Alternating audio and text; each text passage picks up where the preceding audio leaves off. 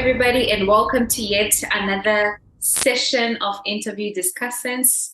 Today, we are going to be discussing with one of the judges. Her name is Puno Selesho. I'm just going to do a quick introduction of her. Then she can also introduce herself as well.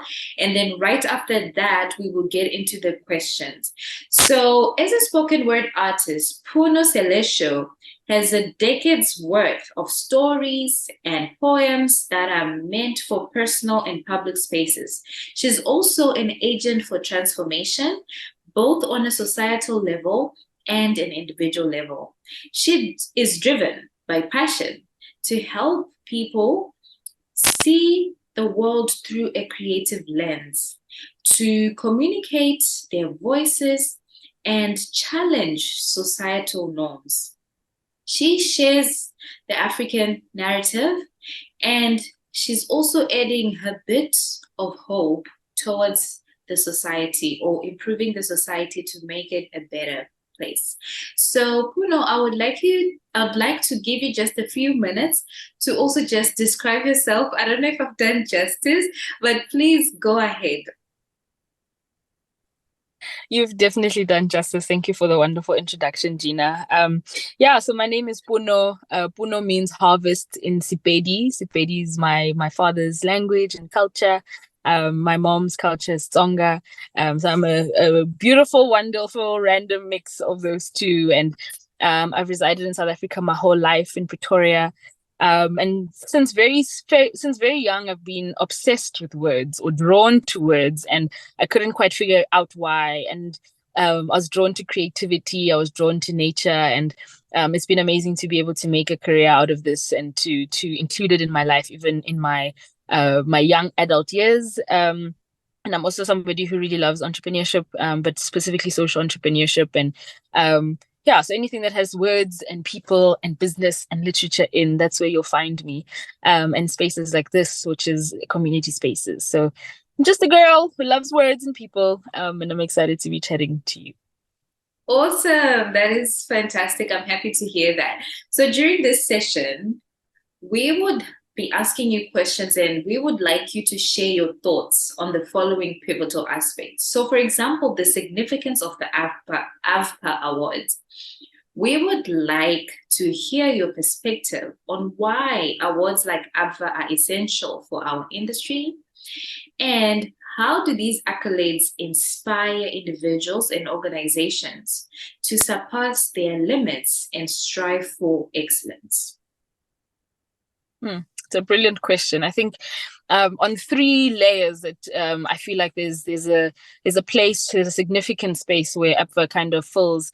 The first, number one, is to affirm creativity as a valid sector, to affirm this form of creativity. I mean, there's so many different categories, but specifically, for instance, I would judge the spoken word category, or the spoken word album category, for instance, to affirm that as something that is valid to pursue. So having a prestigious platform like this is kind of saying we've arrived, it's okay to do this, it's important to do this, and it's real. Because I think for a long time growing up, people, I mean, even still now, people are still like, so what do you do? You do poetry? Oh man, you must be really hungry. And I'm like, no, not really. So this is this is kind of a way again to build up that industry. And then on a second level, it's as you mentioned, for the individual, the artist themselves, it's affirming for them. Again, to make it valid enough for them to pursue, to do something to aspire towards, because I think we also can stagnate when we don't have something to work towards. Like, I mean, you have in the music spaces, you have idols, you have America's Got Talent, you have whatever. So people will work on themselves and work on their craft and their talent in order to achieve something like that, which can only benefit the industry itself. And can also only inspire those that are coming afterwards. And on the third level, which is linked to the second one, is that I think it just makes our art better. It refines it, it improves it, the quality gets better. So it's definitely needed. And I think as well, because it's inherently African, which I guess is point number 3.1, it's inherently African. It showcases our talent, and it's not I don't even think it's like cultivating our talent and unlocking our potential. I think we're way past potential. We're already awesome. And I think this is just to showcase the awesomeness that already exists. It's giving a platform and a voice for those spaces. So I have no doubt that this is essential, and it's in its current, I think we're in the second year.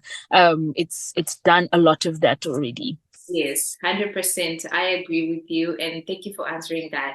So now your next question is your role as a judge.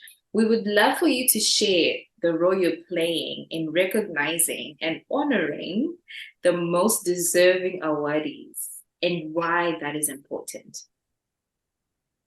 So when I usually judge competitions, and especially when I judge the little ones, I've been told, like, let's say I judge grade sixes or something, who've written a poem or performed a poem. People say I'm quite strict. And I think that's important. I think when we just kind of give A for effort, it dilutes the quality of the work. Because I think we do have a high standard of creativity on this continent, and it's important not to be strict for the sake of it. I'm not like there's always like a Randall or something on Idols. There's always that person, or a Simon who's so mean. I'm not like that, but I am very particular in making sure that we work towards a quality standard and we uphold that quality standard. But at the same time, in my judging, and I'd hope one day to be able to give feedback to some of the contestants, being able to encourage, because by giving scores that are so fitting for them and fitting for their art, to be like, again, to affirm them, to affirm the level of talent, the level of skill, but also the message and the passion, and that links to culture and identity and all of these different things. So it's a double barrel. It's a fine line I always walk, of like, I don't want to be too nice, but I also want to be encouraging. So that's, it's a tricky balance, but I so love it and I so enjoy it. Awesome, thanks. And then now this is the final question, which is the importance of why we're doing this in the sector in the first place.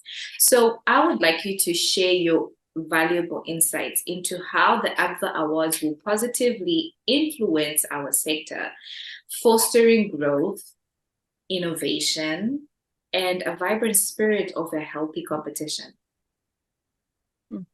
I think the one of the major aspects of APVA that I've enjoyed is the fact that it is beyond barriers. So because it's not a physical competition, we are leveraging digital tools, which already makes it innovative. We are already leveraging all these 4IR tools, and I'm sure we're going to go beyond that. So that, number one, breaks down any barriers of access. For like, anyone can enter from anywhere, which is phenomenal. And I mean, we always in these literature spaces speak about, like how Africa is so divided and how we're not uniting, we're not collaborating anymore. And there's unhealthy competition in that sense. But platforms like this that are, again, beyond barriers, cross-border collaboration, kind of foster that unity.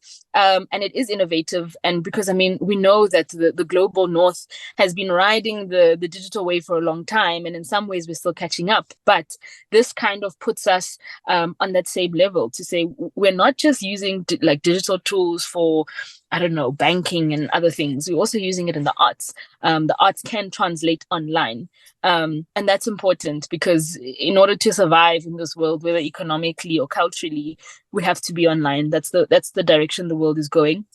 And that, again, automatically and inevitably fosters that collaboration and that unity. And competition is good, because I think, again, as Africans, regardless of what nation you come from, we can be a bit tongue-in-cheek and cheeky, and we have competitions of like, who has the best jollof rice, and that's inherent in us. That's part of us. We're humorous, and I think we can foster that competition on these platforms as well. 100%. Well, thank you so much. And this is the end of our interview. So guys, do stay tuned, as we are going to have so much more interviews coming up. And we look forward to seeing you throughout the rest of the session. All right. Thank you so much for your time, Puno. We'll chat to you soon. Bye. All right. Cheers. Bye.